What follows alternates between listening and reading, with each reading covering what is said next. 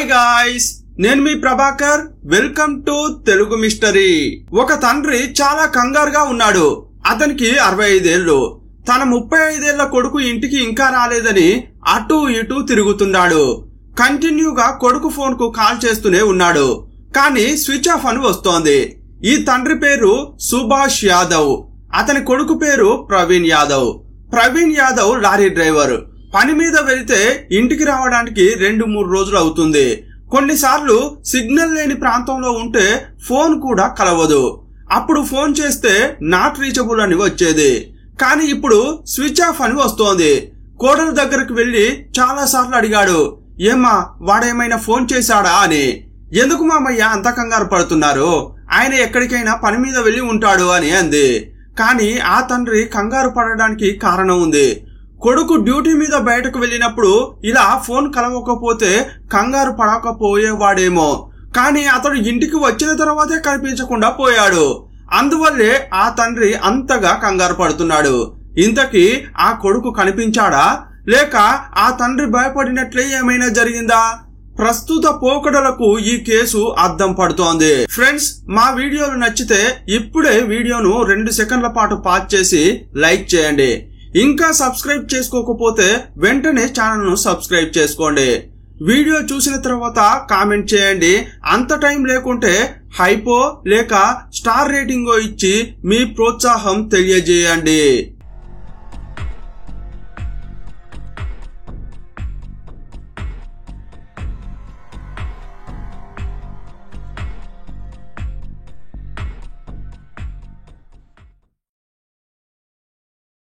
ఇంట్లోలో చెప్పుకున్న కుటుంబం హర్యానాలోని భివానీలో ఉంది.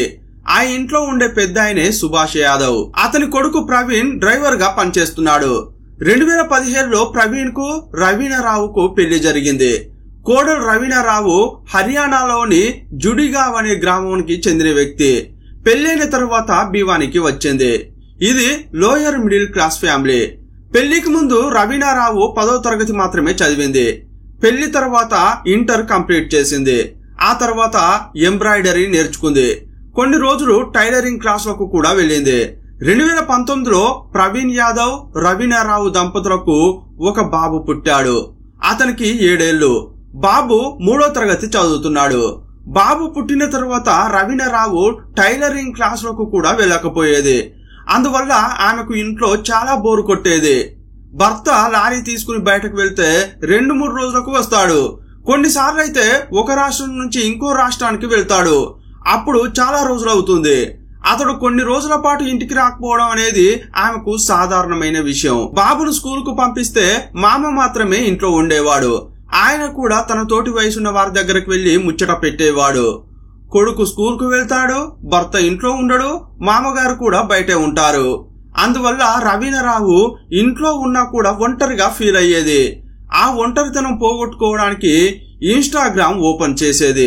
మొదట రీల్స్ చూసేది. కొన్నాళ్లకు తానే రీల్స్ చేయడం స్టార్ట్ చేసింది. రీల్స్ చేస్తుంటే ఆమెకు టైమే తెలియకపోయేది. ఇన్స్టాలో వీడియో పోస్ట్ చేయాలంటే ఆమెకు చాలా టైం పట్టేది. ఎలా వీడియో తీయాలని ప్లాన్ వేసుకోవడం, దానికి తగినట్లుగా డ్రెస్ చేసుకోవడం, మేకప్ వేసుకోవడం, ఇలా తయారు కావడానికి చాలా టైం పట్టడం వల్ల తాను ఇప్పుడు బిజీ అయిపోయింది. ఒంటరిగా ఉన్నాననే ఫీలింగ్ పోయి అసలు టైం సరిపోవడం లేదని అనుకునేది. మొదట్లో రీల్స్ కు వ్యూస్ వచ్చేవి కావు.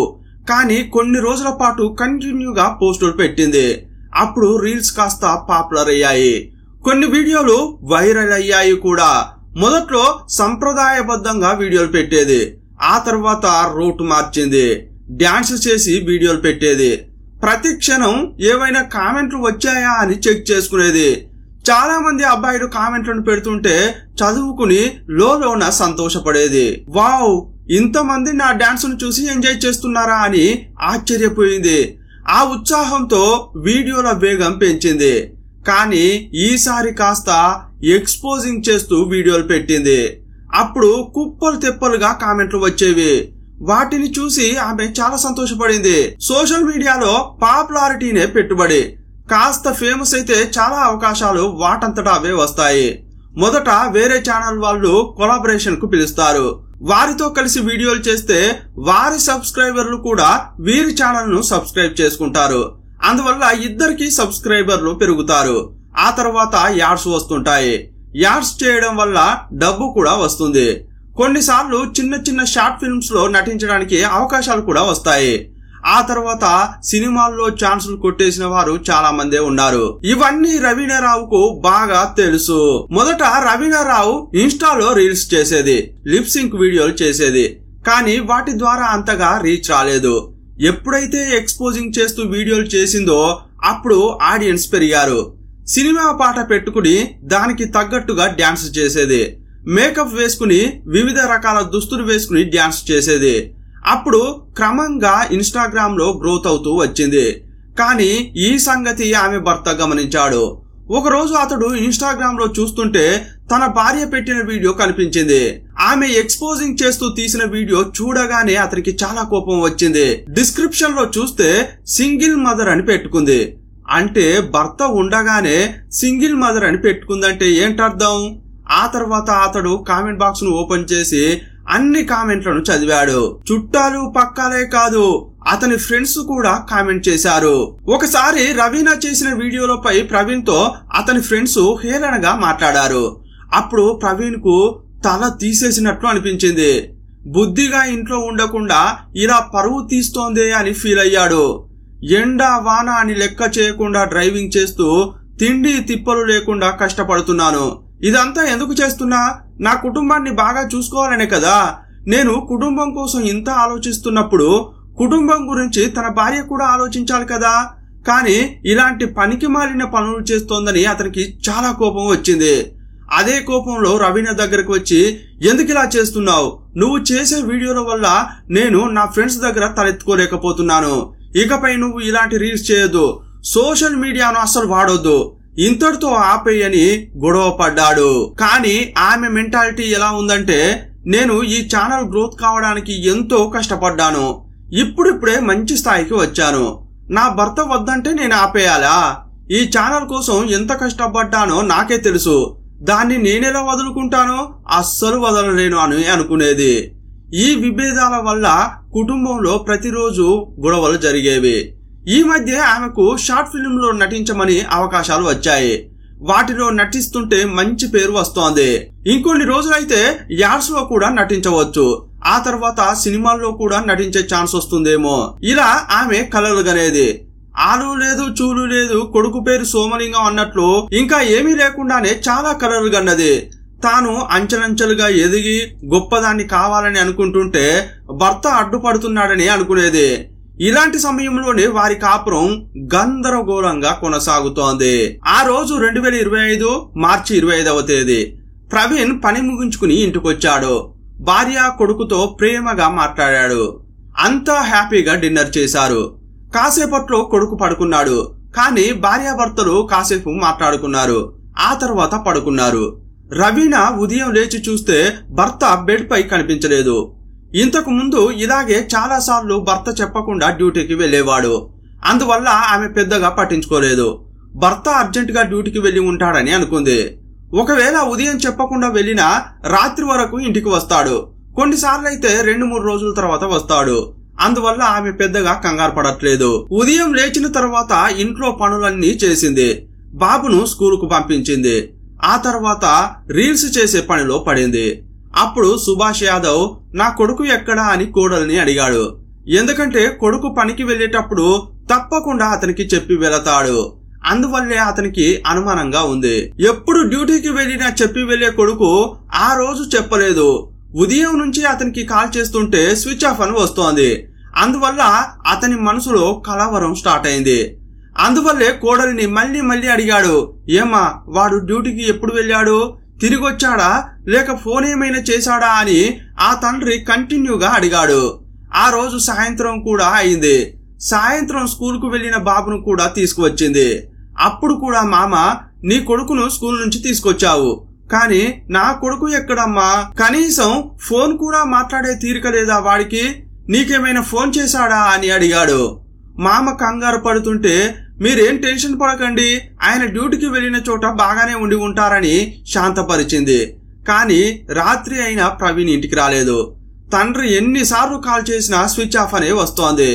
అదే ఆయనను ఆందోళన పడేలా చేస్తోంది. ఒక్కసారి ఫోన్ తీసి నేను ఫలానా చోట ఉన్నాను, బాగానే ఉన్నా అని చెబితే ఆ తండ్రి అంత బాధపడకపోయేవాడు. ప్రవీణ్ కొన్నిసార్లు 2-3 రోజుల తర్వాత ఇంటికి వచ్చినప్పటికీ ఒక్కరోజైనా అతని ఫోన్ స్విచ్ ఆఫ్ అయిన సందర్భాలు లేవు. మామ కంగారు పడుతుంటే మొదట్లో రవీనా సీరియస్ గా తీసుకోలేదు. కానీ సుభాష్ యాదవ్ భయపడుతుంటే ఆమెకు కూడా భయం మొదలైంది. అందువల్ల మామ కోడలు పోలీస్ స్టేషన్ కు వెళ్లి ప్రవీణ్ కనిపించట్లేదని కంప్లైంట్ చేశారు. పోలీసులు ఏమన్నారంటే, ఏమండి ప్రవీణ్ ఒక్కసారి డ్యూటీకి వెళ్తే 2-3 రోజుల తర్వాత వస్తారని మీరే చెబుతున్నారు. ఈ రోజు ఉదయం అతను పనికి వెళ్ళాడు కదా, ఒకవేళ అతని ఫోన్ పాడైపోయిందేమో, లేకపోతే ఛార్జింగ్ లేదేమో, కాస్త ఓపిక పట్టండి, రేపటి వరకు చూడండి, అప్పుడు కూడా రాకపోతే విచారణ మొదలు పెడదాం అని చెప్పారు. మార్చి 26వ తేదీ రాత్రి కూడా అతను రాలేదు. మార్చి 27వ తేదీ మధ్యాహ్నం వరకు చూసి మళ్లీ పోలీస్ స్టేషన్ కు వెళ్లారు. సార్, నా కొడుకు ఇప్పటి వరకు రాలేదు, దయచేసి వాడిని వెతికి పెట్టండి అని సుభాష్ ప్రాధేయపడ్డాడు. మార్చి 27వ తేదీ నుంచి పోలీసులు ప్రవీణ్ ను వెతకడం స్టార్ట్ చేశారు. మొదటగా ప్రవీణ్ పనిచేసే చోటుకు వెళ్లి అడిగితే అతడు ఈ రోజు పనికి రాలేదని చెప్పారు. ఆ మాట విన్న తర్వాత రవీనా, సుభాష్ యాదవ్ మరింత ఆందోళన చెందారు. ఒకవైపు పోలీసులు వెతుకుతుంటే ఇంకోవైపు బంధువులు కూడా వెతికారు. కానీ ప్రవీణ్ ఎక్కడా కనబడలేదు. భర్త ఒక్కసారిగా కనపడకపోవడంతో అతని భార్య బాగా ఏడుస్తోంది. 7 ఏళ్ల కొడుకును పట్టుకుని బాగా ఏడుస్తోంది. ఆమె ఏడుపును చూసి అక్కడున్న వాళ్ళంతా చాలా బాధపడుతున్నారు. ఆ మనిషి రాత్రి బాగానే మాట్లాడాడు, ఉదయం 6 గంటలకు లేచి వెళ్లిపోయాడు, కానీ పనికి వెళ్లకుండా ఇంకెక్కడికి వెళ్లాడు, అతనికి ఏమైందని ఏడవసాగింది. మార్చి 28వ తేదీ పోలీసులకు ఒక సమాచారం వచ్చింది. వెంటనే వారు హడావుడిగా డ్రైనేజీ దగ్గరకు వెళ్లారు. పెద్ద కాలువలో ఒక డెడ్ బాడీ కనిపించింది. పోలీసులు ఆ డెడ్ బాడీని బయటకు తీయించారు. ఆ వ్యక్తి వయసు 30 నుంచి 35 ఉంటుందని పోలీసులు అంచనా వేశారు. ఆ డెడ్ బాడీని పోస్ట్ మార్టం కోసం పంపించారు. ఆ తర్వాత మిస్సింగ్ కంప్లైంట్స్ ఎవరైతే పెట్టారో వారందరినీ పోలీసులు పిలిపించారు. సుభాష్ కూడా పోలీసులను వెళ్లి కలిశాడు. అందరినీ పోలీసులు మార్చురీకి తీసుకువెళ్లారు. డెడ్ బాడీని చూపించారు. ఆ డెడ్ బాడీని చూడగానే సుభాష్ షాక్ అయ్యాడు. ఎందుకంటే ఆ డెడ్ బాడీ అతని కొడుకుదే. నా కొడుకు ప్రవీణ్ చనిపోయాడా అని ఆ తండ్రి బిగ్గరగా ఏడ్చాడు. ఈ సమాచారం వెంటనే రవీనాకు కూడా తెలిసింది. ఆమె మార్చురీకి వచ్చి ఆర్తనాదాలు పెట్టింది. ఆమె ఏడుస్తుంటే అక్కడున్న వారి మనసులు కరిగిపోయాయి. రవీనా ఏడుస్తుంటే 7 ఏళ్ల పిల్లాడు కూడా ఏడ్చాడు. భర్త లేకపోవడం వల్ల ఈ 7 ఏళ్ల పిల్లాన్ని ఈ తల్లి ఎలా పెంచుతుందో అని అంతా కంటతడి పెట్టుకున్నారు. అతడు మద్యం సేవించాడని వైద్యులు కనుగొన్నారు. కాకపోతే అతడు తాగి బ్యాలెన్స్ ఆపుకోలేక ఈ నాలాలో పడి చనిపోయాడా, లేక ఇది హత్య అనేది క్లారిటీగా తెలియట్లేదు. ఇలాంటి టైంలో సాధారణంగా పోలీసులు ఏం చేస్తారంటే ఇది యాక్సిడెంట్ అని కేసును క్లోజ్ చేస్తారు. కానీ ప్రవీణ్ మామ అంటే రవీనా తండ్రి ఏమన్నాడంటే, నా అల్లుడు బాగానే తాగుతాడు, కానీ అతడు తాగనట్లే కనిపిస్తాడు, తాగి డ్రైవింగ్ చేసినా అతడు పర్ఫెక్ట్ గా ఉండేవాడు, అలాంటి వాడు తాగి పొరపాటుగా నాలాలో పడి చనిపోయే ఛాన్సే లేదని అన్నాడు. అతని మరణంపై నాకు చాలా అనుమానాలు ఉన్నాయి, విచారిస్తే అన్ని వాస్తవాలు బయటపడతాయని చెప్పాడు. అతని మాటలకు సుభాష్, అతని కుటుంబ సభ్యులు కూడా సపోర్ట్ చేశారు.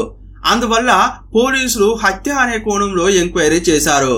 అతన్ని చివరిసారిగా చూసింది ఎవరంటే అతని భార్యే. ఇలాంటి కేసుల్లో ఎవరైతే విక్టిమ్ ను చివరిసారిగా చూస్తారో వారిపైనే పోలీసులకు మొదటగా అనుమానం కలుగుతుంది.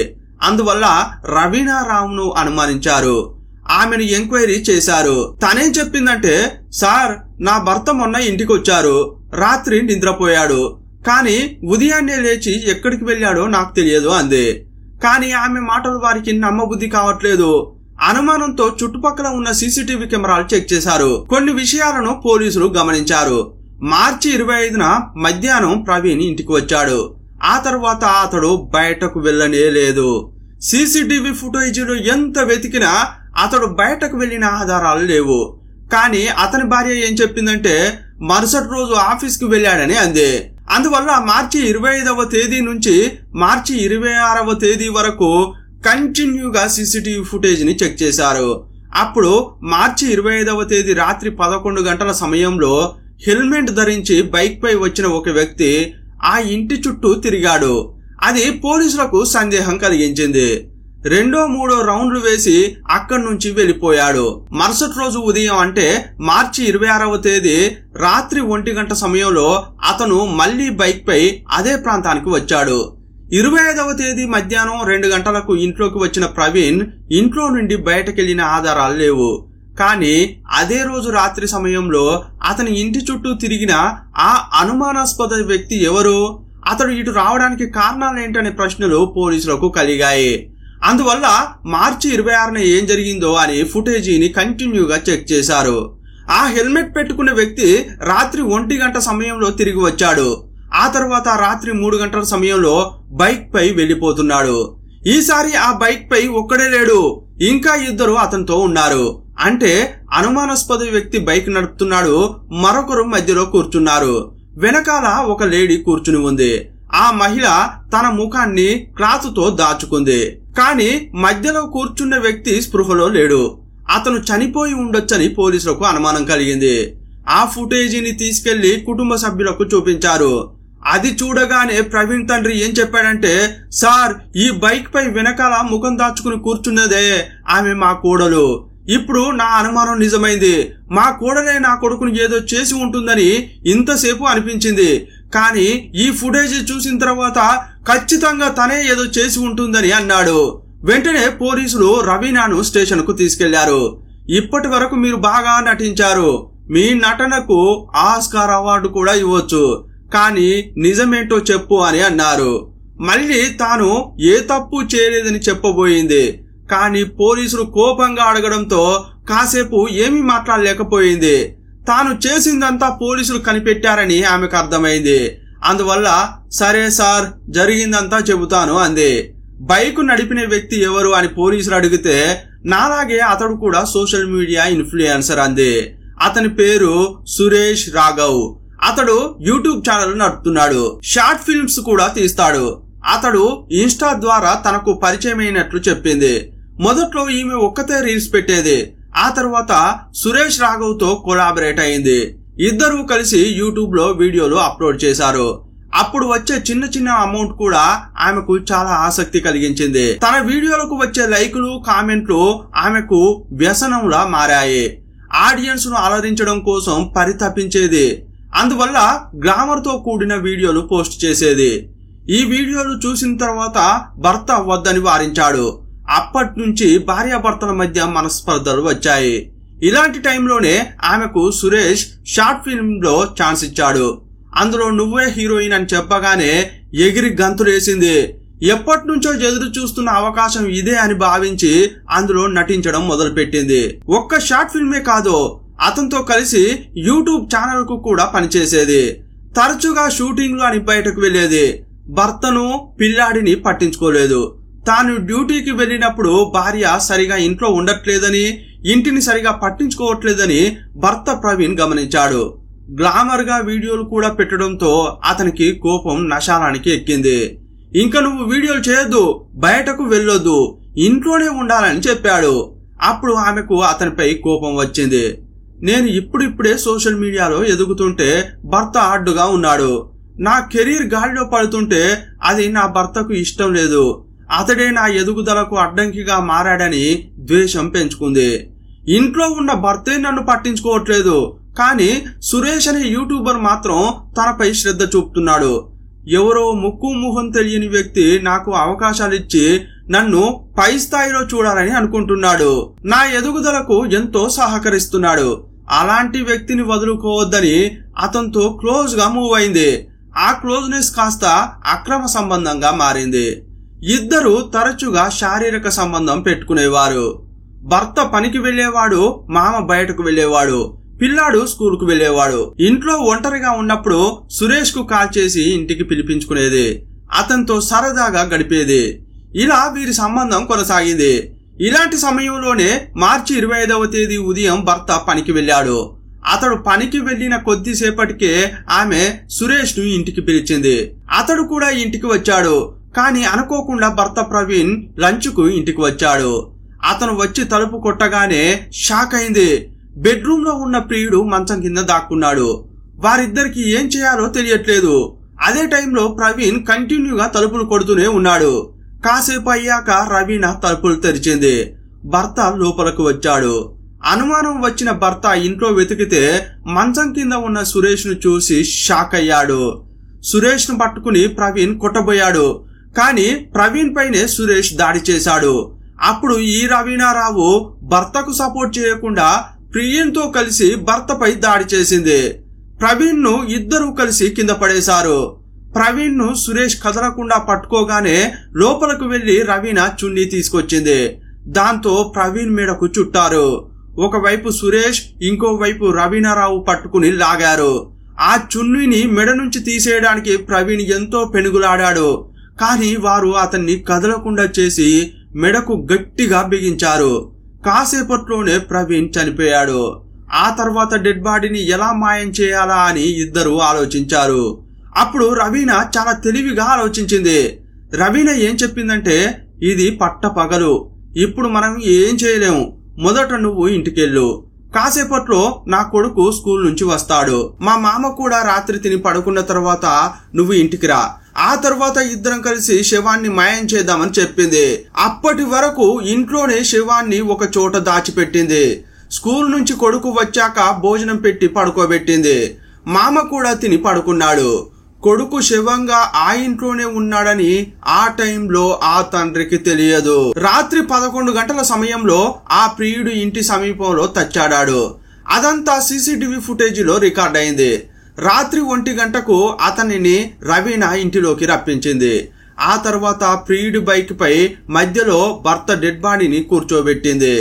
వెనకాల తాను కూర్చుంది. ప్రవీణ్ డెడ్ బాడీని తీసుకెళ్లి సమీపంలోని కాలువలో పడేశారు. ఇక ఏమీ తెలియనట్లు ఇంటికి వచ్చాక రవీణ డ్రామాలు ఆడింది. కానీ మరుసటి రోజు కాలువలో డెడ్ బాడీ తేలింది. పోలీసులు దాన్ని కనిపెట్టారు. పోలీసుల విచారణలో రవీణారావు ఇదంతా చెప్పింది. ఇదంతా చెప్పిన తర్వాత అంతా షాక్ అయ్యారు. ఒక లేడీ సోషల్ మీడియా మోజులో పడి అక్రమ సంబంధం పెట్టుకుంది, అడ్డుగా వస్తున్నాడని భర్తను కూడా చంపేసిందా అని లోకల్ గా ఉండే జనమంతా మాట్లాడుకున్నారు. ఈ విషయం తెలిసి రవీణను చుట్టుపక్కల వారు బంధువులు ద్వేషించారు.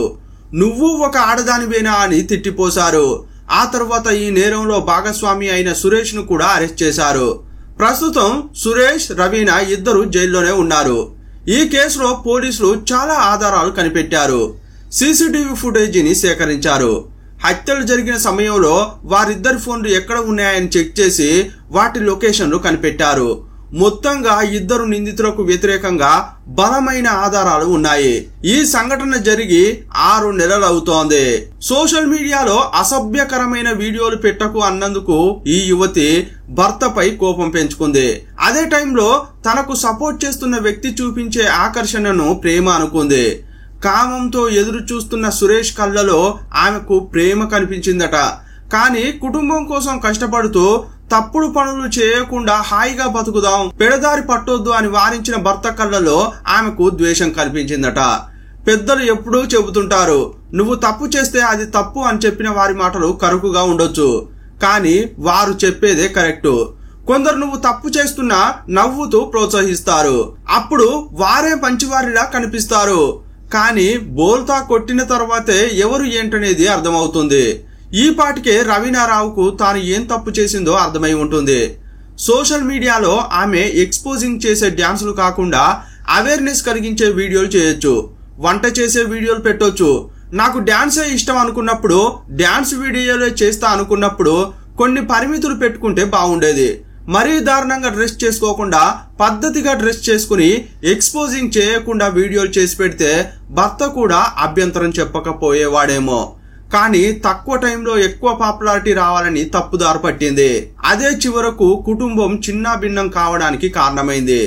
సోషల్ మీడియాను మంచికి వాడుకుంటే మంచి జరుగుతుంది, చెడుకు వాడుకుంటే చెడు జరుగుతుంది. సోషల్ మీడియాలో తప్పు లేదు, మన ఆలోచన విధానంలోనే తప్పు ఉంది. మీరేమంటారు? ఈ కేసుపై మీ అభిప్రాయం ఏంటో కామెంట్ బాక్స్ లో రాయండి. మరో వీడియోలో మళ్ళీ కలుసుకుందాం. అప్పటి వరకు బాయ్ బాయ్.